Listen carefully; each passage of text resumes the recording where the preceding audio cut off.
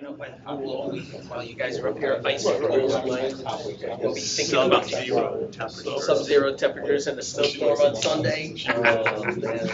And each one will send you I'm postcards. having to like one of my neighbors sees it, the other, he wasn't called, don't hold my breath. All right, good evening. I'd like to call to order the January 14th, 2025 regular board meeting. And I'd like to announce that the meetings of the Mechanicsburg Area School District Board of Directors are being recorded and live streamed for the purpose of transparency and increased public access. The live stream, along with the recordings from previously held meetings, can be found on the school board's YouTube channel. At this time, if you'd all like to rise for the Pledge of Allegiance. Pledge allegiance to the flag of the United States of America and to the republic for which it stands, one nation, under God, indivisible, with liberty and justice for all. This time we'll have a brief moment of silent meditation.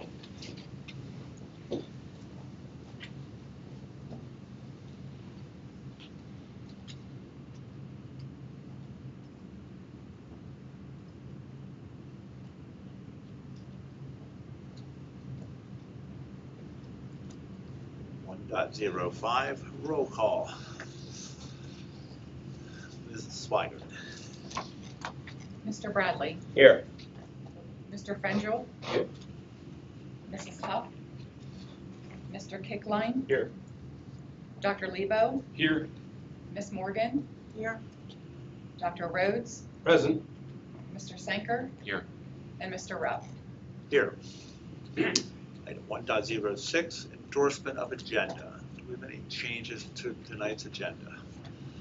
There are no changes to the agenda and it will stand as is. Item 1.07, reading of the minutes of the regular board meeting and reorganization meeting held on December 10th, 2024. Do any board members have any corrections to make to the minutes? Seeing none, we'll accept them as they're printed. Item 2, hearing of visitors, items on the meeting agenda. There will be 2 opportunities for public comment this evening. As a reminder, public comment is limited to residents and taxpayers of the school district. At this time, we have reached the first opportunity for public comment. This opportunity is reserved for comments related to items that are listed on the evening's agenda for a vote. The second opportunity for public comment will occur at the end of the meeting. The second opportunity for public comment is reserved for comments on issues not listed on the agenda and not being voted upon. Public comment will be limited to 3 minutes per individual and requires committee members to observe a reasonable decorum. If you'd like to address the board, please come up to the podium and share your name and the municipality in which you reside. This is for items that are on the agenda tonight for a vote. Seeing none, move on to item 3, reports and presentations. Item 3.01, Superintendent of Schools report, Dr. Bitts. Thank you. Number of items to share with you tonight and some guests as well. The first one, though, is recognition of all of you. January is annually Board Recognition Month, and we have had a tradition of celebrating this in different ways over the years, but ultimately it's time for us to pause and to be able to say thanks for your service. I feel particularly grateful this year for your service because, one, you blessed me with the opportunity, so I'm thankful for that, to be superintendent here in the district, but also I've had the opportunity to be able to transition into this role with working with all of you, and that really has been special for me. I really do appreciate it, and however long this season lasts for me, really grateful for your collaboration and the work that you do for our district and for me personally, so thank you for that. We've, as I said, recognized this in different ways. There have been years where we had a number of student groups come in throughout this month to be able to recognize you. The last several years we have taken the approach of having one building each month so we can spread the love over several months instead of just one. So we continue with that this year, and each month we obviously have a different school coming to be able to share with you a little bit about some of the programs happening and for you to be able to experience some of the things that we are thankful for and the fruits of your labor being able to see them play out in our schools. So tonight, in a few minutes, we have one of our extended partners, the CTC, here with a couple of their students that they'll be sharing some things. But before we get to them, I'll read to you a resolution that we get from the state that I'll read here in honor of School District Recognition Month. So whereas the role of locally elected school officials has served the Commonwealth of Pennsylvania and local communities in meeting the needs of public education since the passage of the Free School Act in 1834. And whereas these local boards have discharged their responsibilities to public education in a manner which has placed public education in the forefront of our educational systems. And whereas locally elected officials have distinguished themselves and their communities in this non-paid volunteer public service commitment, and I will say that you have distinguished yourselves, no doubt about it. Whereas the contributions of these men and women should be recognized and appreciated by those who benefit from the workings of our public school system. Now therefore be it resolved that the Board of Directors of the Pennsylvania School Boards Association hereby proclaims the month of January as School Director Recognition Month in this Commonwealth. And further resolved that this proclamation be communicated to all school districts, school officials, and local communities in a planned program which brings visibility and awareness of the role of locally elected school officials to the citizenry of this Commonwealth. Unanimously approved July 18, 1985. We continue to celebrate your work each year. So I'll give you a quick round of applause for your efforts. One additional recognition that we are starting is, much like our Wall of Legacy out in the hallway, we are going to begin a recognition wall here on one of those two walls. We haven't decided which one yet, where we will list the board members who have served for 12 or more years. And we will go back, much like we did with Wall of Legacy, to the incorporation of the area school district. Mr. Murray has already put our list together, and we're excited to be able to list all of those board members who have had that kind of service. 12. We went with 12, 12 or more. That's too easy. At 20, we might only have one or two. That's all we need. It's either 12 or 28, how's that? We chose 12 for a couple reasons. I would think that the 3 election cycles is something pretty special, but also 12 indicates that you were here in service for pretty much the entirety of a class's career in the district. So we felt that the 12 had special effect. So that'll be coming here shortly, and some of you will see your names on that flyer right away, and some may be added in the future. So congratulations. Are you going to put them in order initially? That sounds dangerous. We'll leave that up to Mrs. Altman. There's only one name in front of mine. You establish a Hall of Fame committee. Yeah, that's right. To come up with the rules. Definitely dangerous. 1905.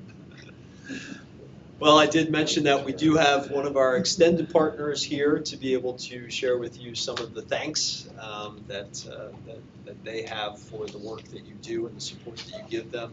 I'd like to start by introducing the new director of our CTC, and that's Tom Wolf. So Tom will be here to be able to share some words, and has some handouts there at the table, and then we have a few students here with us. First, I would like to thank you for the opportunity to be here tonight and to speak to you a little bit about the CTC. I'm going to start off by saying I have the privilege right now of introducing 2 Mechanicsburg students that are participating in a program at the Cumberland Perry Area Career and Technical Center. I'm going to introduce them and let them tell you about the experiences that they are having there, and then I will speak to you a little bit about the handouts and some things about the CTC in general. So it is my privilege at this point to introduce Chris Knoll, who is enrolled in our Auto Tech program. And Chris, I would ask that you come up and tell them a little bit about your experience at the CTC. Thank you.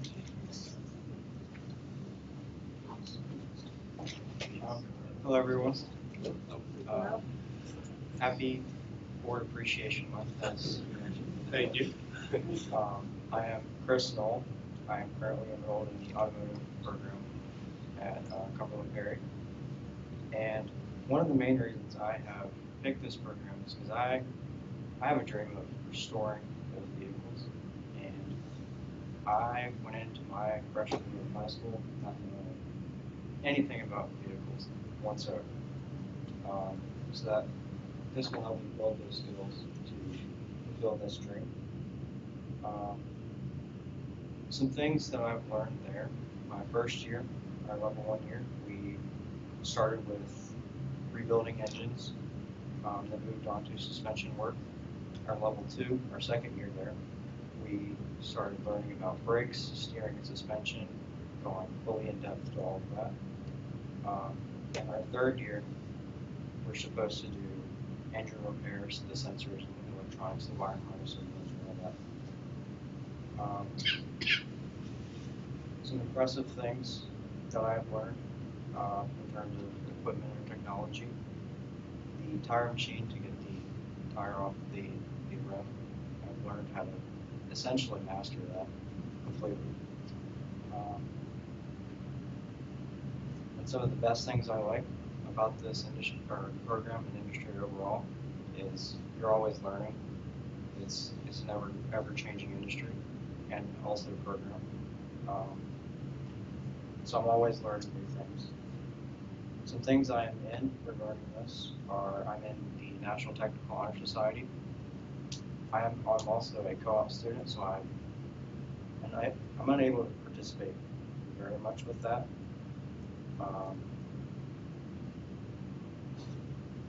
I'm going some industry certifications I have. I'm currently OSHA certified, and this week I am taking a class to become an emissions inspector. I should be getting that in the next couple of weeks, hopefully.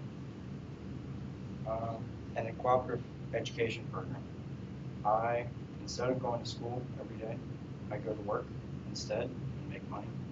And I gain on-the-job experience, which I feel that cannot be replaced anywhere. I've learned so much more, I feel like, than going to Cumberland Ferry every day. Some things that I'm involved with outside and that are also involved with moving forward after high school. I am going into the Marine Corps, and I'm using those skills I'm building my technical skills to be able to work in aviation maintenance for the Marine Corps. I am currently in the delayed entry program. I do that every Wednesday after school. And like I said before, I'm using technical skills to be able to pursue a career in there. I'd like to thank you for the opportunity, and if you have any questions. Well, first, thank you for your service and joining the Marine Corps to serve our country. Have you chosen your antique or classic car that you want to restore yet? Make, model, VIN number. I have a truck outside. It's my first truck. It's a 1994 C1500. I am planning on engine swapping it, totally upgrading it to I'm not sure what I'm going to do with it yet, but maybe a race truck. I'm going to use those skills to do that. Very impressed that you've accomplished all that and you have goals in your life. Number one, you want to repair or rebuild antique cars, but also that you've made the decision to go in the military. So thank you for that. And if you could just answer one question, why my tire pressure goes down every year when it gets cold? Why? That was rhetorical. Physics. Yeah. Physics. Physics. Simplify. Very good. So you mentioned working. Are you working at a garage now? Is that Bruner Service Center up in Enola. okay? Yeah. Great. Well, thanks very much. Thank you. Good job.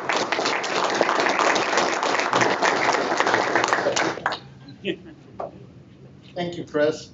And it is now my privilege to introduce Kylie Hand, who is a student in our criminal justice program. Kylie? Hello. I would also like to thank you for the opportunity to come. I don't have these pictures, so I'm just going to wing this. I am a second-year senior in the criminal justice program. When I joined VOTEC in my sophomore year, I joined the horticulture and landscaping program. It was my third choice, but I wanted to go into VOTEC, so I took the opportunity and I went. And then I transferred in my second year, got into the criminal justice, and I kind of wanted to join criminal justice because there was an event back in my life that showed me the backgrounds between law enforcement, emergency protective services. So that really really inspired me to become a law enforcement person. And with the criminal justice program, it opens several opportunities for me to be thrown into this field, real life situations. Our equipment, we have a virtual simulator. So it's a big screen in the back of our room, and we have prop weapons that throws us into a real life scenario. And it's either a crime scene or it's a scene where you have to take charge and arrest someone or something. And then we have a lot of guest speakers that come in. We'll have people anywhere from Department of Corrections, fire departments, epilepsy foundations, really such a wide range of guest speakers. And it's nice because you get this real life experience that Mechanicsburg might not give you. And it is so hands-on, it's so interactive. We do have a lot of equipment. So every day when we walk in, our day-to-day life kind of looks like we walk in, we sign in. That gives students a sense of responsibility and it's accountability for making yourself in for the day. And then we put our phones in a holder because it is a professional environment and we like to limit distractions. So after that, we'll change into our uniforms, which is what I'm wearing right now if you can't see. And we get our equipment, which is our radios. We get handcuffs. We have Pennsylvania State Police designed handcuffs, so they're like that.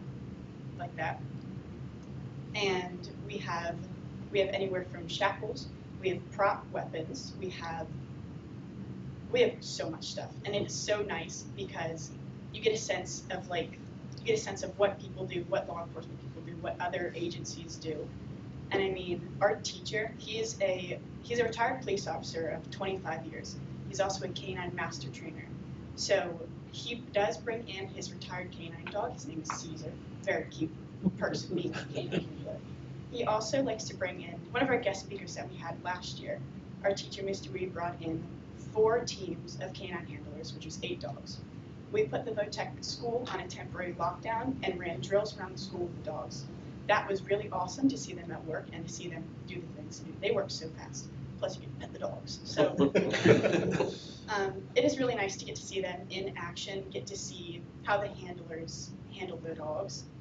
And so they're run on a 3-year course. Our first year is either traffic, and then our second year is corrections, which is what we're in now. And then our third year is criminal. I did my criminal year last year because the years change up. So our criminal year was based on crimes codes, TENS codes, and crime scene investigation, stuff like that. Our corrections year is based on courts and the judicial system.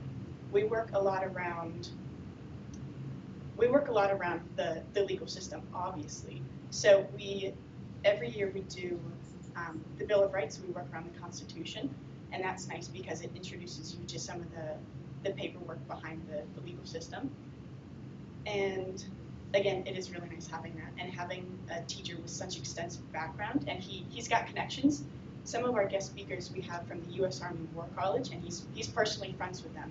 So they bring in some swag, some free stuff for us. That's nice. And the criminal justice program is in charge of running our fire drills, our Safe Today, and a new addition this year called Fall Fest. So our fire drills are just basic fire drills, except the students are escorted out of the building. We're the first ones out, so we set up cones around the premises, and then we'll escort students out to their assigned poles and then back in the building. Since we do have some kids on campus, like some juniors, we have the early child education program. So they do run a daycare program. So when they are in, we spend a little more time outside to make sure they're safe, to make sure they're all in the building in time. And we do keep a record of that. Our record of that is 4 minutes and 28 seconds in and out of the building. It's pretty simple. And with our Safe Today, we bring in food trucks, vendors, a lot of guest people come in. Again, that's anywhere from state police. We have the Bureau of Liquor Enforcement, it's like alcohol and liquor enforcement, and that opens that opens a field for other students in other programs to get a chance to see this stuff. And sometimes we have the Army National Guard, they bring in a walk wall, so that gives the students a chance to be really interactive and like in it, you know what I mean. But our Fall Fest, that's brand new this year. We had each shop decorate pumpkins or carve out pumpkins, and they were judged. We gave them numbers, we had prizes, and the prize was an ice cream party or something. And some of our robotics team sets up actual robots that they can move and stuff, so that was really cool. They get to experience, the other students get to experience through their shops what they do, what they handle, and it's really cool. It gives you, VOTEC mainly, it gives you real life stuff that you use outside of high school.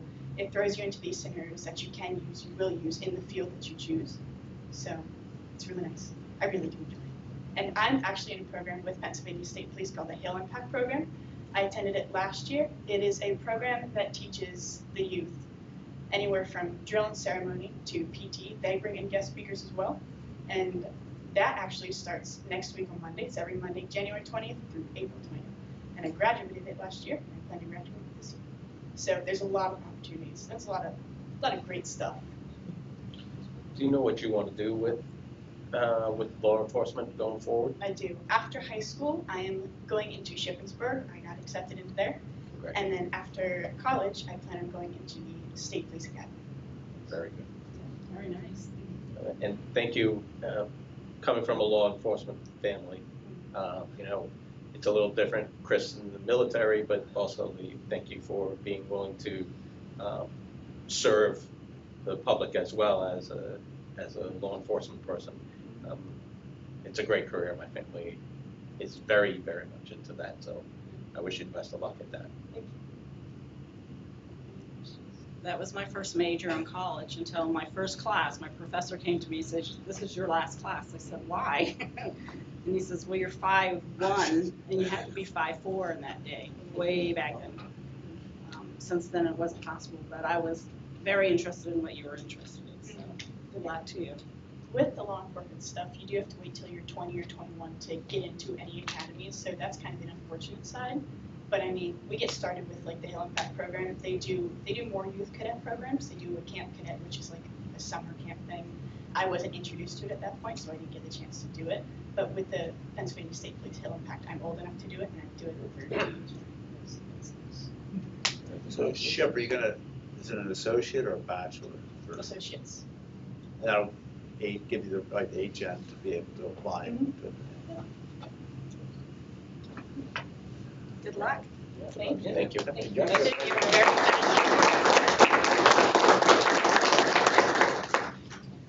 Thank you both for coming out tonight and sharing your experiences with the board. As Dr. Bitt said when he introduced me, I began at Cumberland Perry as the director at the end of October.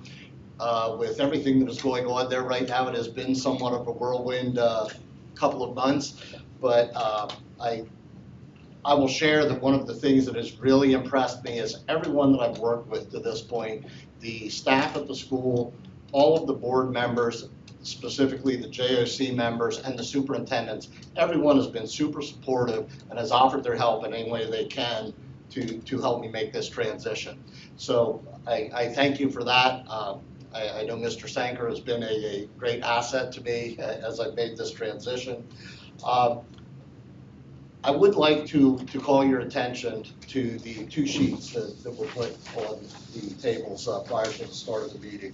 There's a lot of facts and figures on there. The one on the white sheet, it shows that these are just two examples of the 99 students from Mechanicsburg High School that are participating at the CTC.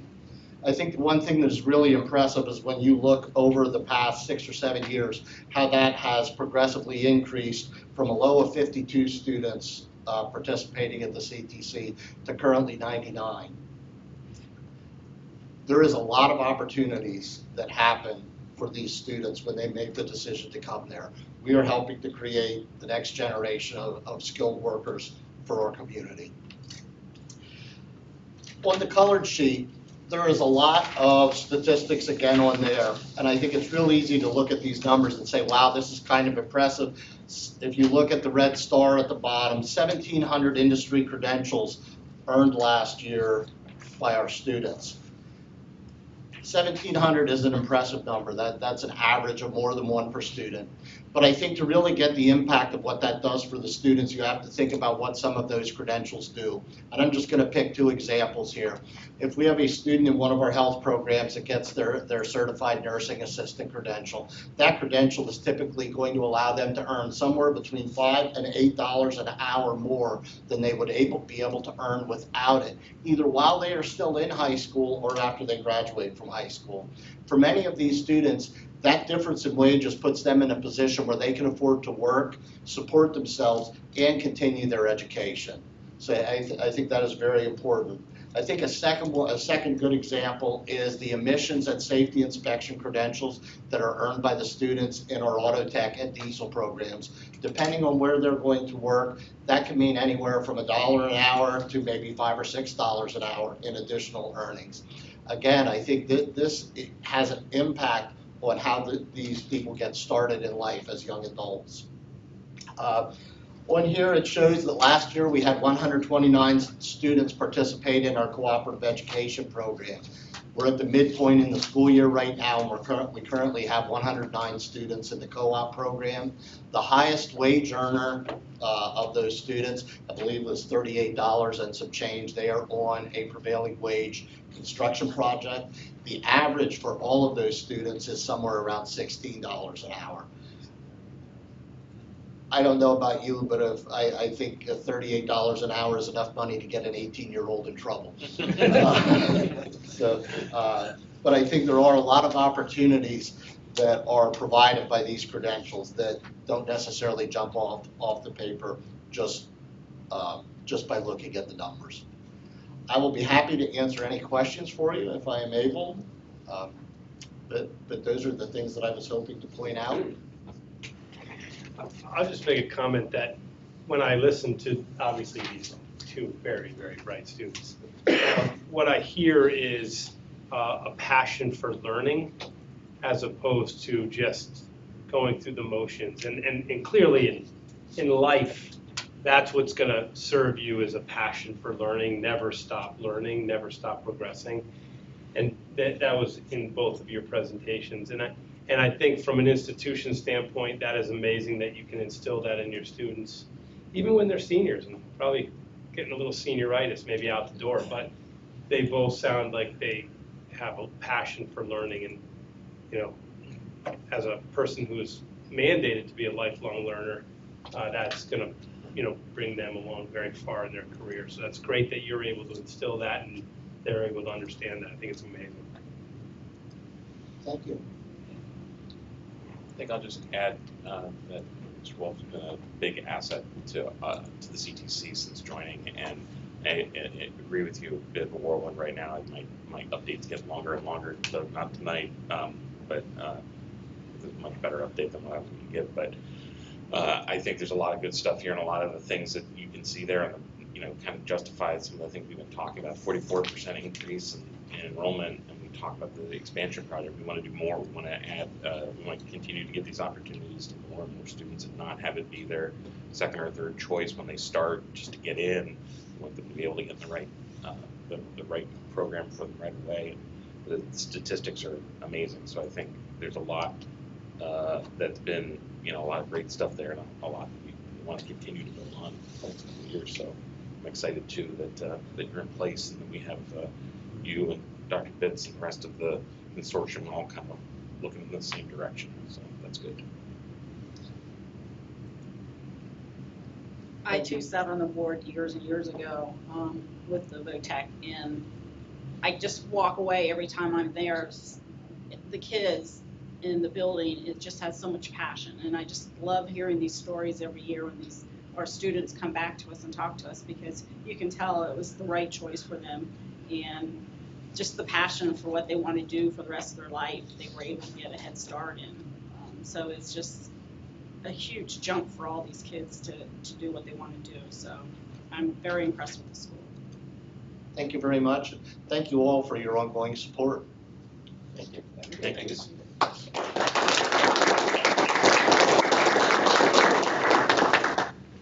I'll just share quickly, Kylie and Chris, thank you so much for coming to speak tonight. You know, we sit here, you might notice we've got this little placard at each of our seats, and it's our district mission statement, and we talk about it being what we want our students to know, understand, do, and be like when they cross the stage as seniors. That's kind of the tagline we always say with it. And the reality is that you two exemplify exactly that mission statement. You are exactly what we would hope that our graduates would know, understand, do, and be like. And we're so proud of what you're doing now and the service that's come and service that's to come in both of your lives. So thanks for coming tonight.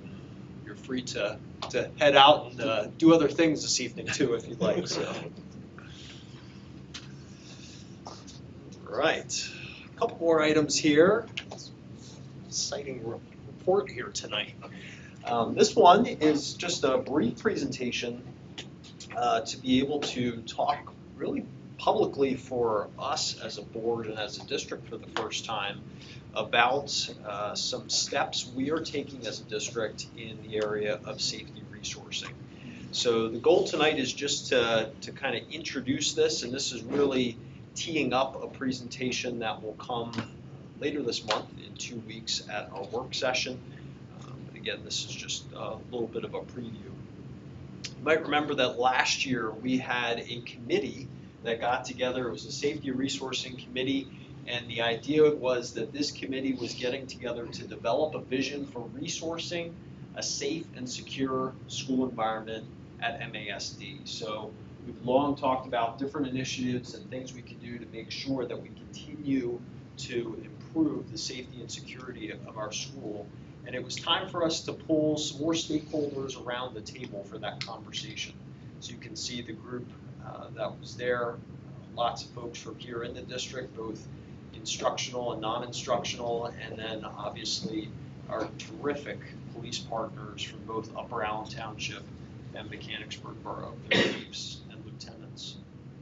That group really zeroed in on identifying what are the strengths, weaknesses, opportunities, and threats, a SWOT assessment that you might have been a part of in other areas before.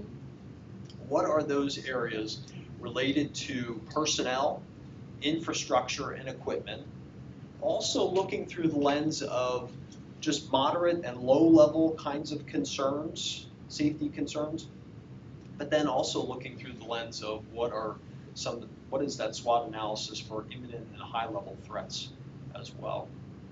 With that, we came up with a number of goals, and I'm just going to highlight 2 of those tonight that I think are particularly poignant for the topic. But we said that Mechanicsburg Area School District strives to foster safe and successful learning environments for students, staff, and visitors through. The first one was physical security measures, again, personnel, infrastructure, and equipment, that increase preparedness while considering stakeholders' feelings of safety and the educational mission of the district. There's a constant tension there.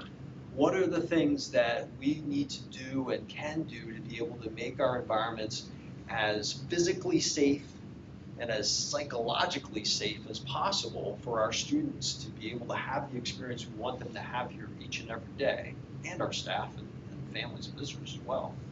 But also recognizing that we're a school and we want to be able to keep having the programs and the access and the flexibility throughout the day that makes our school great. So how do you balance those different elements to make sure that we are both of those things?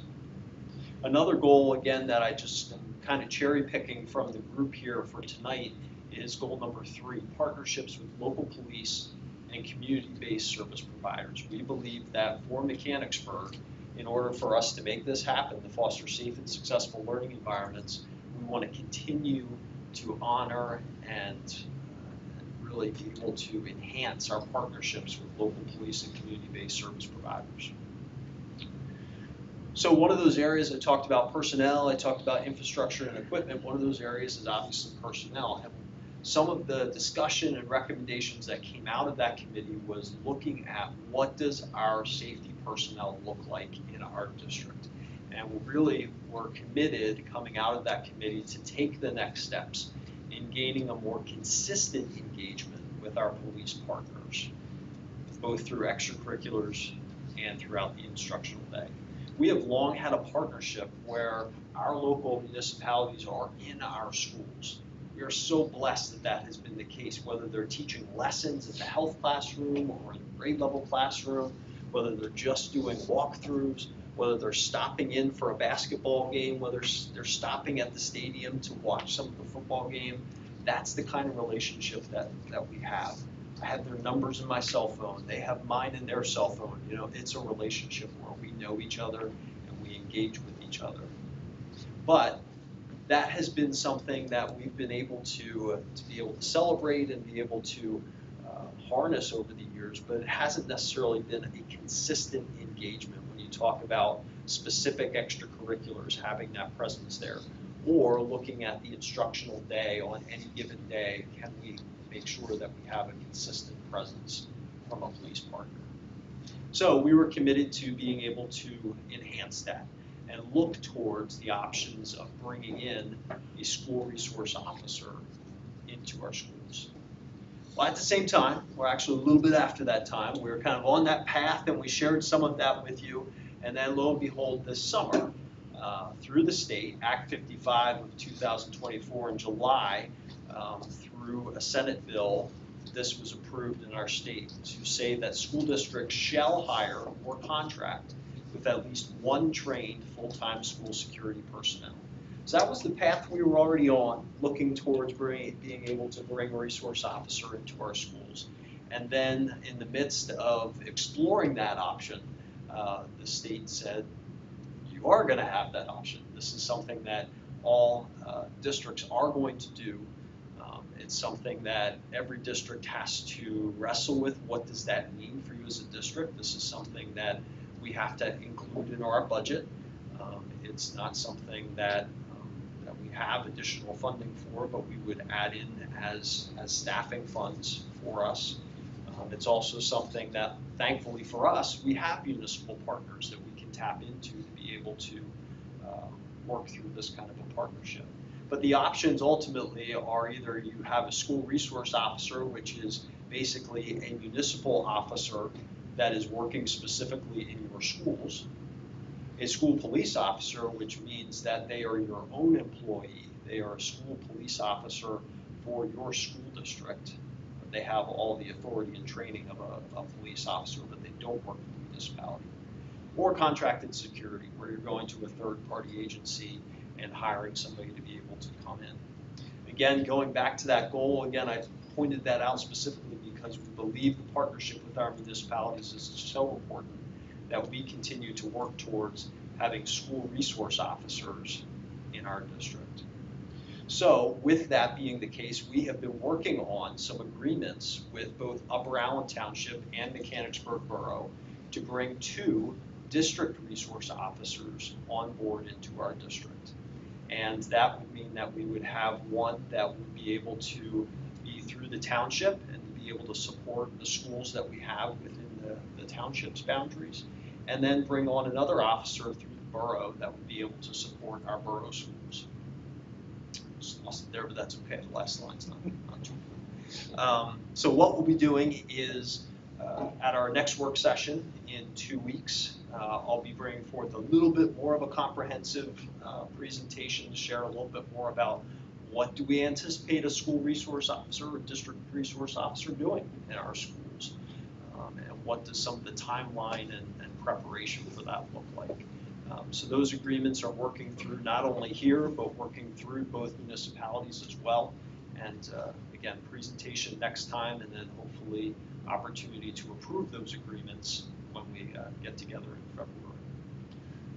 Obviously, kind of to wrap this part of it up, school safety is one of those topics, and obviously contracts and that sort of thing as well is one of those topics that typically is discussed in executive session, a lot of the details. I think it's important, and I believe that you all agree, that we publicly talk about our intent to take this step and some of the general goals that we have for that and the steps that we'll take to make sure that this is a positive thing for our schools. Obviously, there are some elements of the nitty-gritty of the agreement and some of those negotiations with both municipalities that we'll talk about more specifically in executive session. So when we have the presentation, certainly we'll navigate that as we need to, and if there's something that's more appropriate for executive session, we'll do that. But we'll also publicly have some conversation about the good things that we believe this will bring to our schools. So that's it for now on that, but more to come in a couple weeks. Questions on that issue for Dr. Fitz? Just one more item. I think it's important to give you a little update on the high school. So we have for a while been kind of talking about that substantial completion date that would be around the semester break, and obviously we have hit that. So I'm very excited to be able to share that when we came back from the winter break, it was the first time since construction has started at the high school that every instructional classroom and every hallway was open for students. So they're all accessible and able to be used by students and staff. And yeah, it's exciting to be able to walk around and see just everybody enjoying some of the new spaces. Now, some of the areas that are not ready yet. So the pool continues to be moving along, but is not ready yet, so we're not in the pool yet. Last time I was there, they had thousands of little 1.5-inch tiles that they were putting into the floor around the pool. So they're doing all the flooring right now, and then once that's done, they'll be ready to put some water in there. So we are still hopeful that our team will be able to perhaps do some swimming in there when they're preparing for their postseason action, but our needs have all obviously been in other locations. The other area is the media center. So we had all of the furniture delivered the other day. It looks gorgeous. They're putting some of the finishing touches on things there, and they should be ready to move in there within the next week or so, I would anticipate. The old elevator is knocked out, so that whole area is wide open. The student commons looks amazing. Certainly the area towards the entrance to the pool, that continues to be worked on. The halls are all open there, but they continue to work on that. So ultimately, when you walk around the building, you can certainly tell, particularly in the core of the building, that it still has some work to be done. But all the classrooms, as I said, are open. All the hallways are open, and some really great progress. Questions about the status of the high school? How's the auditorium progressing? Yeah, so actually got to a really good place with it to be able to do all of the paint work, so the repainting of it before the winter concerts and here before the musical. Now, we'll actually be coming forward, I believe, in 2 weeks to share with you the last part of updating and getting that finished off. But that part of it, we just decided we would wait until after the musical season. There's another break there after the musical is over and before the spring concerts start, that last finishing touch piece, the trim work and all of that can be done in that window there. So once we got the painting done, we kind of just hit the pause button until musical season gets through and then we'll finish up. Questions? Dr. Fitz on the construction update. So, thank you for your report, Dr. Fitz. Item 3. I'm sorry, I have a question. Oh. I'm sorry. Big building. No, I think I got it. I answered. I was thinking about the next phase and what's happening with the track, so I'm all good. Carry on, please. Thinking about what was happening next. I think I remember. We talked about all that. We'll carry on with. Just tangentially related, real quick. I just saw recently a report that a school in Lancaster was renovating their high school for like $210 million. And it just, I think, reinforced for me the work you all did, we as a board did, in renovating 7 schools for much less than that. Yes. And I know there was talk about, do we need to build a new building? Do we need to? So I feel like we've made a lot of good changes and done it. While that's not a small price tag, we've done that fairly economically. Here. I can't wait for you to see it. We do anticipate having sometime in the next month or so a board walkthrough, and then also hosting an open house here hopefully later this spring. Mr. Reed wants us to do it. The pool party, come on. Pool party, Pool yeah, party. that's Party. right. All right, so with that, we'll move to item 3.02, Cumberland Perry Area Career and Technical Center report. Mr. Sanker. I have nothing else to report after that great presentation from the students. Mr. Wolf. All right, 3.03, Capital Area Intermediate Unit, Mr. Bradley. Yes, it seems like a long time ago that we met, but we met just before the holiday. Some of the things that they talked about, we continue to see early intervention continues to grow. The young learners, the need for it continues to grow. During December, there were a lot of meetings where they did what was called job-alikes, which they would get the different school districts that were part of the IU. They would get the special education coordinators together, or business and HR together, curriculum coordinators, superintendents, business office folks. So they would get together and meet as a collective group to kind of figure out what's going on in the different districts, to learn from each other, to share, and just to find out what direction to go, things to do as far as the challenges that are coming up for all the different areas. So it's a theme that they bring around on a regular basis to do it, and it's what they call job-alikes, which is just bringing in the districts and learning from there. Continue to talk a little bit about AI and the potentials and risks for AI in the educational area. That's just a continuous theme that they're talking about.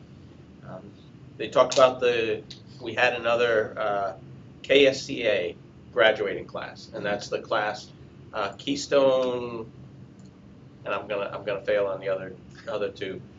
Is that the tech? That's the group that's out at Indiantown Gap. These are usually students that are struggling to finish school, not necessarily in major trouble, but just they're at risk of not graduating from high school.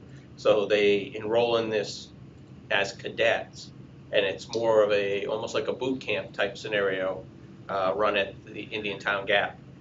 They've done several sessions now. This last session had 44 cadets graduate from the session, and they move on to either college or other opportunities. They call them cohorts. Another cohort is starting up this month. It just continues to grow, and it's just another way of finding other avenues for kids that may not necessarily get that high school diploma, that they have an opportunity to get that high school diploma.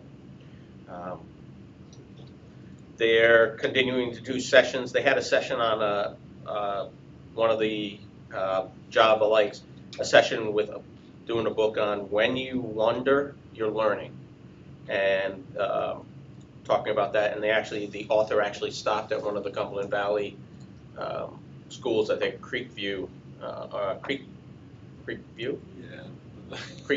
Middle School.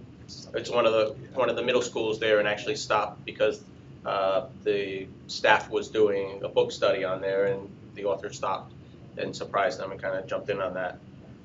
This week, actually yesterday, they started to focus on cybersecurity. That's another major thing that the IU has been looking at, trying to develop ways of talking about and interacting with everyone and getting the stuff on cybersecurity. We all know cybersecurity from just us alone is something that we get attacked a lot. Schools and school districts are some of the areas that get hit very hard as far as cybersecurity is concerned. So they actually had a gathering yesterday, and they were working with representatives from the White House on cybersecurity and FBI and everything to talk a little bit about that. And then the business office was talking about getting together and talking about school debt, about solar energy and opportunities for solar energy, and then they continue to talk about cyber insurance. Companies and school districts can buy insurance in case they have an incident, a violation, that they're covered, and they're talking about trying to create more of a statewide less expensive option for cybersecurity that the school district can buy into. So kind of active, a lot of topics, a lot of different things that they talk about over the periods of time, but it was a good meeting. And we're scheduled to meet again next week, next Thursday. Any questions for Mr. Bradley? Thank you for your report. Item 3.04, Wildcat Foundation report. Dr. Bitts, you were at the meeting. Mrs. Huff is out of town. Yeah, I'll give a couple quick updates. If you are interested in going to Wildcat Night and haven't gotten your tickets yet, should soon. They're going fast, but there are still a few left. But they're having a lot of success with sponsorships and the ticket sales and really preparing well for that night. They got ahead of the game this year a little bit more than the last several years, and they're feeling really, really good about where the plan is for that evening. The other part is board members have been going to faculty meetings here over the last 2 months to encourage people to encourage our staff to apply for Wildcat Foundation grants. So it's grant season, and they'll be looking at those here over the next month and deciding who they're going to award those grants to. So more about that coming to the board here later this spring. Questions for Dr. Bitts? Thank you. Item 3.06, Finance Facilities Committee report. Item 3.05, PSBA Legislative Report. No report this month. On to 3.06, Finance Facilities Committee report, Mr. Sanger. The committee hasn't met since our last board meeting. Item 3.07, Board President Report. Like an announcement of an executive session on January 14th, 2025 at 6:15 p.m. to discuss student and safety matters. And also the attachment will have this year's board contacts, committee assignments, and representatives to our other organizations attached. Everything pretty much stayed the same. We made some changes on the finance facility to get some of the newer members rolled into that. So nothing else to report. Move on to item 6, new business, budget and finance. Item 6.01, Ms. Morgan. I would like to ask the board to approve the treasurer's report as per the attachments, which include the following. Number 1 is the treasurer's report for December 2024. Number 2 is the board budget report for December 2024. Number 3 is the general fund invoices paid, check number 69848 through 70077 in the amount of $1,186,799.69. Number 4 is the electronic payments in the amount of $7,273,538.28. Number 5 is the general fund invoices payable, check number 70040 through 70076 in the amount of $450,060.62. And lastly is the series of 2023 construction fund invoices paid, check number 309 through 330 in the amount of $1,923,745.60. Do we have a second? Second. Any further discussion? Mrs. Swigart.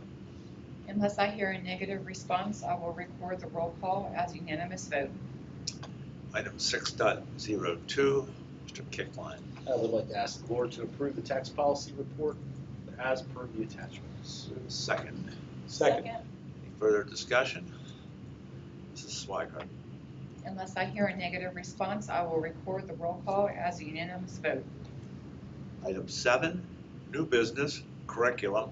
Item 7.01, Dr. Rhodes. I ask the board to approve the 2025-2026 high school course registration booklet revisions as presented in the attachment. Do we have a second? Second. Any further discussion? Mrs. Swigart. Unless I hear a negative response, I will record the roll call as a unanimous vote. Item 8, new business, facilities. Item 8.01, Mr. Sanger. I make a motion to authorize the administration to bid and/or participate in joint purchasing programs for supplies and equipment contained in the 2025-2026 budget. Do we have a second? Second. Any further discussion? Mrs. Swigert. Unless I hear a negative response, I will record the roll call as unanimous vote. Item 9, new business, personnel. Item 9.01, Mr. Bradley. I'd ask the board to approve the personnel report as per the attachments. Second. Second. Further discussion? Mrs. Swigert. Unless I hear a negative response, I will record the roll call as unanimous vote. Item 9.02, Mr. Bradley. I'd ask the board to approve the affiliation agreements as per the attachments. Do we have a second? Second. Any further discussion? Mrs. Swigert. Unless I hear a negative response, I will record the roll call as unanimous vote. Item 10, new business, policy. Item 10.001, Mr. Frangel. I ask the board to adopt the agreement waiver of hearing before the Board of Directors between parent, student, and the board, the terms and conditions set forth therein, direct the superintendent to place said agreement in students' education records, authorize the superintendent to act on behalf of the board in implementing the agreement and order the expulsion of the following student, Student E of 2024-2025, beginning December 12, 2024, for 1 calendar year. Do we have a second? Second. Any further discussion? I have a compulsion every time to make a comment. I just feel like as board, we're always here to support students. And this seems like it's counter to our, but I will say that every single time that we talk about this, we pickle you with questions and ask you what if everything is occurring in the best interest of the student. And ever since I've been here for almost 8 years, the response has always been, you've thought about the student, you've thought about the student first, their future, you've thought about other students. So it is consistent with our mission. It's terrible, we hate to do this, but as an administration, you're very consistent and student focused, so appreciate that. But I do feel a compulsion every single time we comment. Any further discussion? Mrs. Swigert. Unless I hear a negative response, I will record the roll call as unanimous vote. Item 11, hearing of visitors. We have reached the second opportunity for public comment. This opportunity is reserved for comments on issues not listed on the agenda and not being voted upon this evening. As a reminder, public comment is limited to residents and taxpayers of the school district. Public comment will be limited to 3 minutes per individual and requires community members to observe a reasonable decorum. If you'd like to address the board, please come up to the podium and share your name and municipality in which you reside. This is for issues that were not on the agenda and not voted on tonight. Seeing none, item 12, Ms. Morgan. I'd like to make a motion to adjourn. Meeting is adjourned.